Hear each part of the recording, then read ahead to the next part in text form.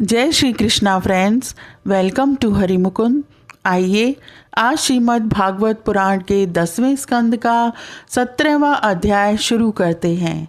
इसमें कालिया नाग के कालिया देह में आने की कथा तथा भगवान का ब्रजवासियों को दावानल से बचाना, इसकी कथा बताई गई है। राजा परीक्षित ने पूछा, हे भगवान, कालिया नाग ने नागों के निवास स्थान रमणक द्वीप को क्यों छोड़ा था और उस अकेले ने ही गरुड़ जी का कौन सा अपराध किया था? श्री सुखदेव जी ने कहा, पूर्व काल में गरुड़ जी को उपहार स्वरूप प्राप्त होने वाले सर्पों ने यह नियम कर लिया था कि प्रत्येक मास में निर्दिष्ट वृक्ष के नीचे गरुड़ को एक सर्प की भेंट दी जाए।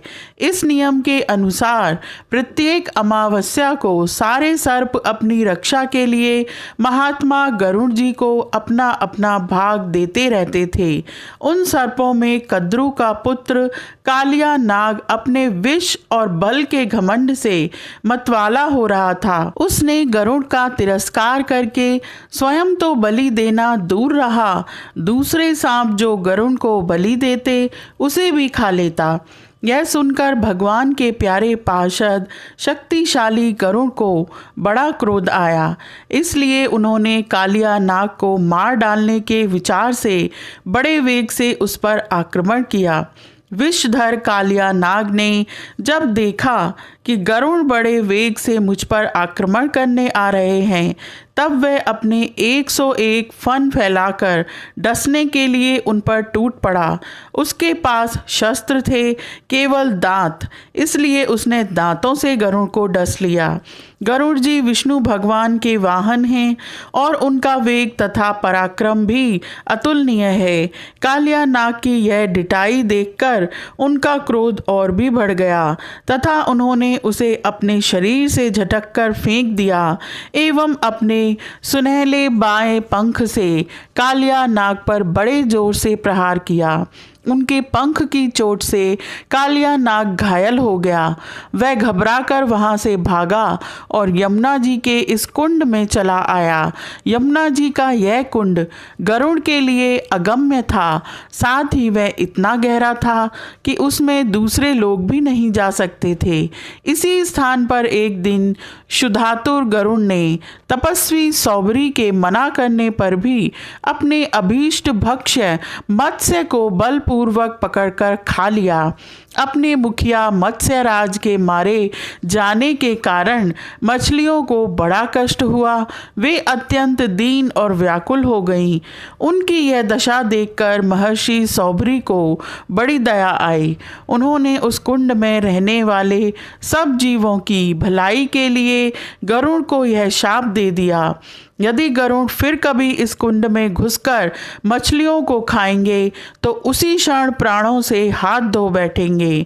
मैं यह सत्य सत्य कहता हूँ। महर्षि सौबरी के इस शाप की बात कालिया नाग के सिवा और कोई सांप नहीं जानता था, इसलिए वह गरुड़ के भय से वहाँ रहने लगा था और अब भगवान श्री कृष्ण ने उसे निर्भय करके वहाँ से रमणक द्वीप में भेज दिया। इधर भगवान श्री कृष्ण दिव्य माला, गंध, वस्त्र, महामूल्य मणि और सुवर्णमय आभूषणों से विभूषित हो उस कुंड से बाहर निकले।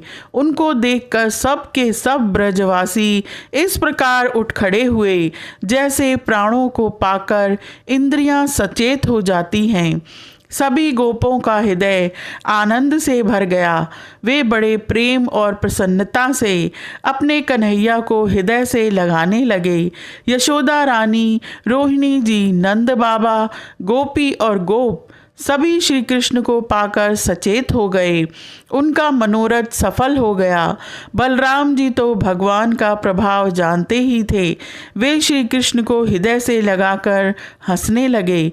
पर्वत, वृक्ष, गाय, बैल, बछड़े सबके सब आनंद मग्न हो गए। गोपों के कुलगुरु ब्राह्मणों ने अपनी पत्नियों के साथ नंद बाबा के पास आकर कहा, नंद जी, तुम्हारे बालक को कालिया नाग आग ने पकड़ लिया था सो छूटकर आ गया। यह बड़े सौभाग्य की बात है। श्री कृष्ण के मृत्यु के मुख से लौट आने के उपलक्ष्य में तुम ब्राह्मणों को दान करो। ब्राह्मणों की बात सुनकर नंद बाबा को बड़ी प्रसन्नता हुई। उन्होंने बहुत सा सोना और गौएं ब्राह्मणों को दान दी। परम सौभाग्यवती देवी यशोदा ने भी काल के गाल से बचे हुए अपने लाल को गोद में लेकर हृदय से चिपका लिया। उनकी आंखों से आनंद के आंसुओं की बूंदें बार बार टपकी पड़ती थीं। ब्रजवासी और गौएं सब बहुत ही थक गए थे। ऊपर से भूख प्यास भी लग रही थी, इसलिए उस रात वे ब्रज में नहीं गए, वहीं यमुना जी के तट पर सोते रहे। गर्मी के दिन थे, उधर का वन सूख गया था। आधी रात के समय उसमें आग लग गई। उस आग ने सोए हुए ब्रजवासियों को चारों ओर से घेर लिया और वह उन्हें जलाने लगी।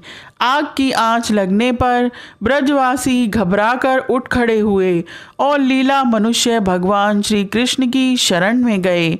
उन्होंने कहा, प्यारे श्री कृष्ण, हे श्याम सुंदर, महाभाग्यवान बलराम, तुम दोनों का बल विक्रम अनंत है। देखो देखो, यह भयंकर आग तुम्हारे सगे संबंधी हम स्वजनों को जलाना ही चाहती है। तुम में सब सामर्थ्य है, हम तुम्हारे प्रिय हैं, इसलिए इस प्रलय की अपार आग से हमें बचाओ। हे प्रभु, हम मृत्यु से नहीं डरते, परंतु तुम्हारे अकुतोभय चरण कमल छोड़ने में हम असमर्थ हैं। भगवान अनंत हैं, वे अनंत शक्तियों को धारण करते हैं। उन जगदीश्वर भगवान श्री कृष्ण ने जब देखा कि मेरे स्वजन इस प्रकार व्याकुल हो रहे हैं, तब वे उस भयंकर आग को पी गए। यह अध्याय यहीं समाप्त होता है। आज के लिए इतना ही। Please like, share and subscribe my channel. Thank you.